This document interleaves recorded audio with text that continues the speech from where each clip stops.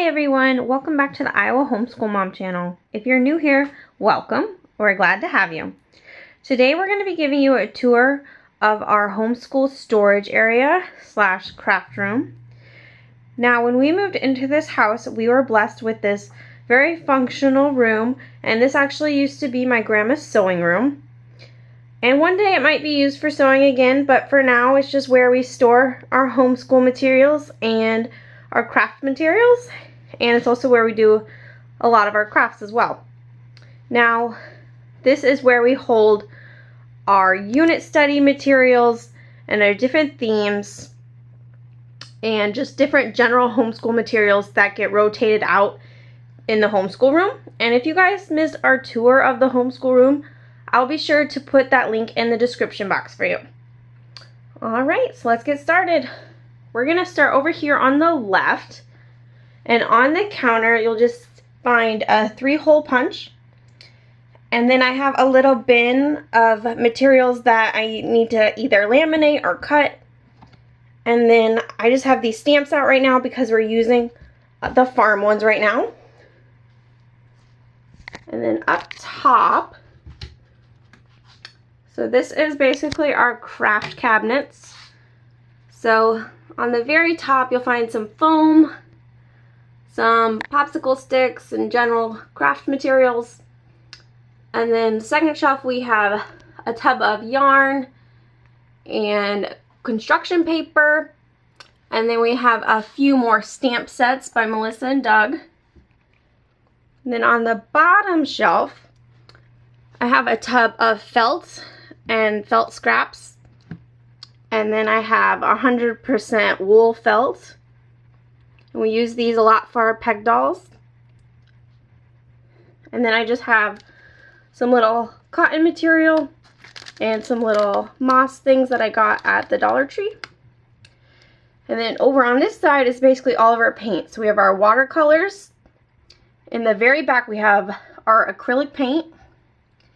And then we have just some washable kids acrylic paint.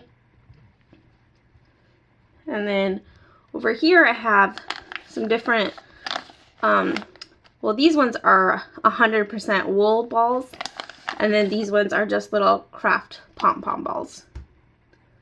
And we use these not just for crafts, but different homeschool activities as well. Alright, so there's that cabinet. And then down below in the drawer, this is kind of the kids' general craft drawer. So they have pencils and dry erase markers, glue, ruler, stamps, watercolored pencils back there.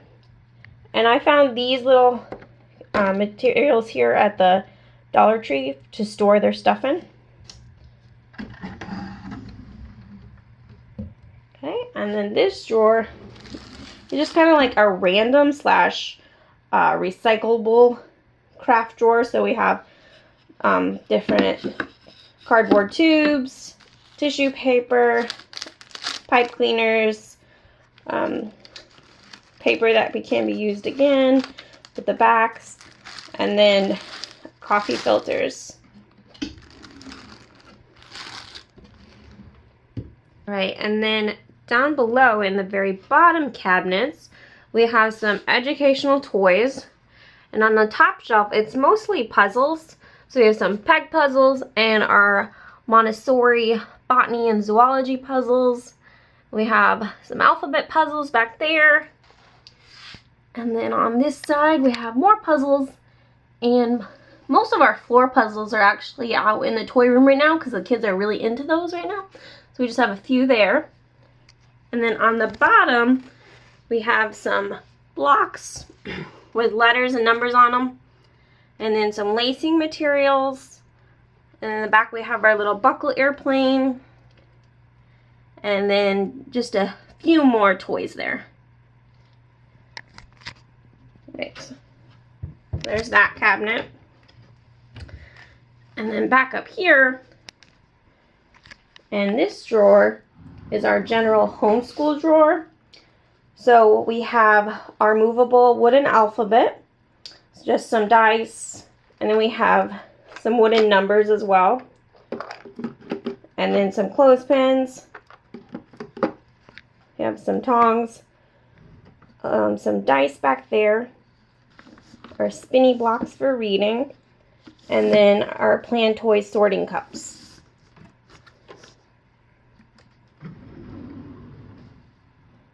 Right. Then above that drawer, we have these shelves up here where I store my printer and my laminator. And then above there I have a tub of paper and envelopes, and then I have some more computer paper, protector sheets, and laminating sheets. And then I also have some ink and Velcro dots. Right. And then back down here, so this one is basically my drawer. And it's where I have all of my craft materials, like my watercolor brushes, scissors, some writing utensils and tape and glue, my hot glue gun and hot glue sticks. We have little acorn caps right now we're going to be using for a project. And then some thread and needles and stapler and hole puncher. So yeah, that's basically all of my materials. And then right below that drawer, we have a couple more shelves, and this is where I store our trays and baskets. Right now, most of our trays are upstairs, being used on the shelf.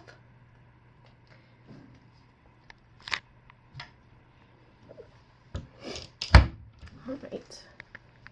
And then up top, in these cabinets, we have a bunch of different manipulatives for math.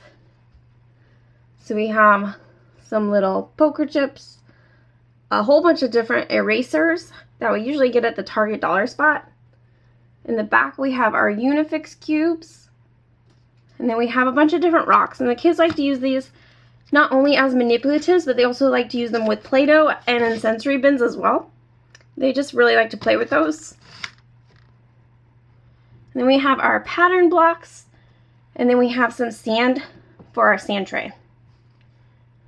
And then above that, we have just some different educational puzzle sets. So I have a couple I got at the Target dollar spot. And then this big box I actually got at Costco. And it has math and animal, mom and babies, and then some match it words as well. Okay. And then over here, I have another container, and this one basically has create a story cards and alphabet cards and a bunch of different other kind of flashcards. And then I also have my making peg doll books over here, just so I can have it handy while we're making our peg dolls. So we usually make them on this nice large countertop right here.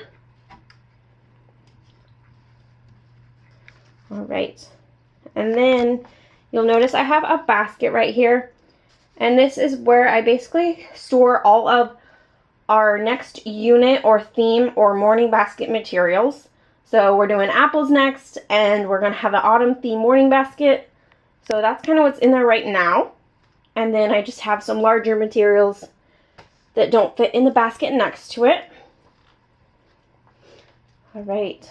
And I still have all my grandma's sewing stuff up right now. Right, and then over on this counter,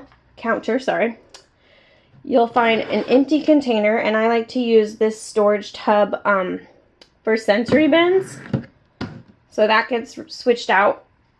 And then I also have a bin of just miscellaneous materials.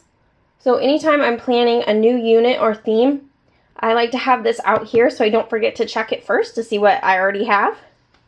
Because I like to pick stuff up at thrift stores when I find them. So, and then I put them in there. And down below, I have a little container here of coloring books and stickers and little drawing pads for the kids. And also has a few workbooks in there as well. And then just some general alphabet materials. These are actually alphabet jello molds. And then we have some educational games, and these get switched out too. And then we have a matching game right there. And then I just have our Ladybug Land and our butterfly net in here as well. Right, so that's that cabinet. All right, now we're gonna open these cabinets. Right, we're just gonna start on the top here. So up top I have these bins again I got at the Dollar Tree. And in them I have different Play-Doh materials in the orange ones. And then in the blue one I have different future painting projects I have stored for the kids coming up. So I plan to do these this year. And then on this side, I have all of our different peg dolls. And then next to those bins, I have some containers of sensory bin fillers. So we have pom-poms and kinetic sand. We have shredded paper and little pouch caps right now. Right. Now the second shelf. So this is where we start to have our different units or themes, and these are all stored in different containers. And I will link below which exact containers these are for you because I can't remember the dimensions off of the top of my head right now. But I like these Sterilite containers because they have the dry erase portion there on the handle, so it's easy to switch out. And as you'll see, I also like to keep the larger materials that don't fit in the bins very close to them. So I have our rainforest bin and our human body bin here. So I have our little felt rainforest board and the little trees that we used with our rainforest unit. And then I also have our human anatomy apron there. So those are very close by so I don't forget about them. All right, and then on the bottom we have just some more. So as you'll see, we have spring and our flowers that go with that unit.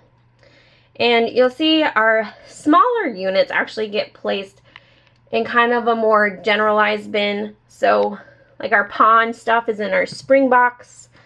We have our penguin unit materials in our winter box.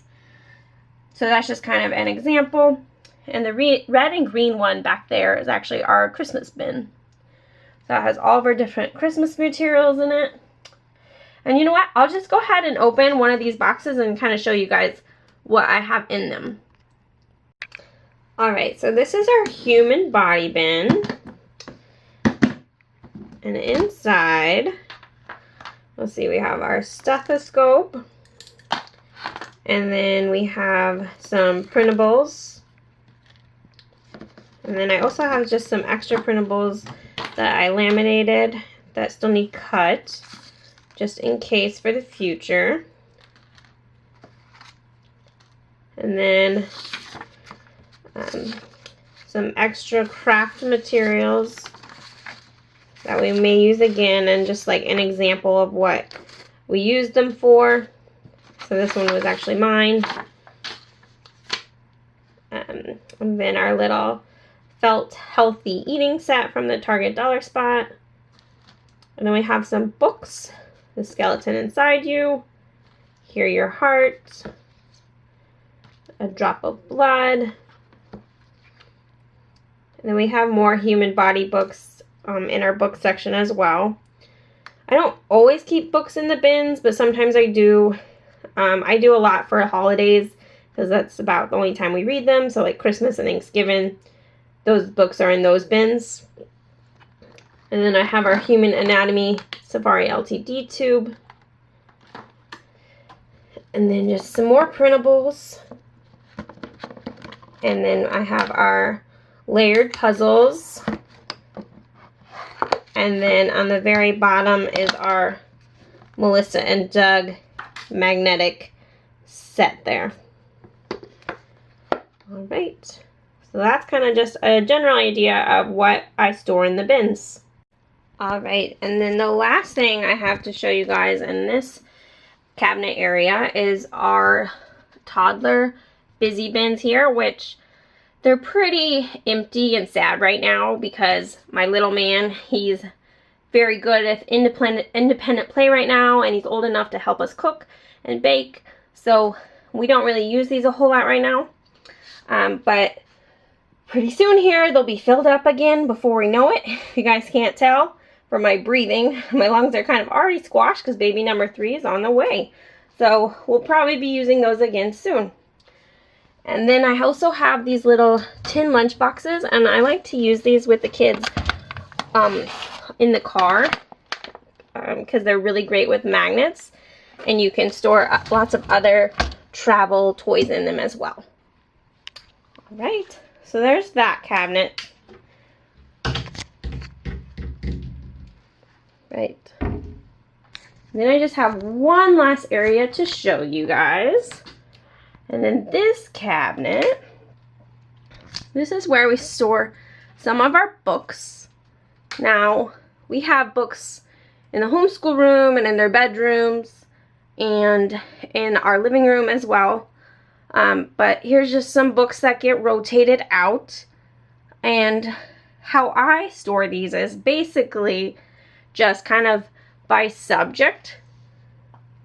So over here we have poems, and then we have manners and virtues, and then our Bible, and then we have human body, nature, and then we have spring books, summer, ocean, movement, and then bugs. And then at the end is kind of just miscellaneous books at the end.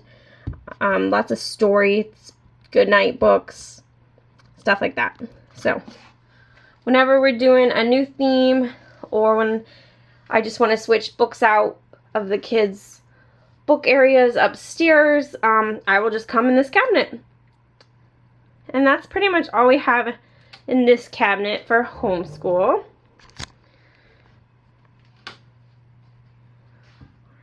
And you guys, I think that about covers it for this room.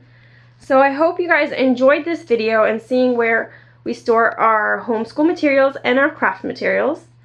And if you guys did enjoy it, be sure to give it a thumbs up. And if you haven't already, please consider subscribing. And we'll see you in the next one. Bye, everyone.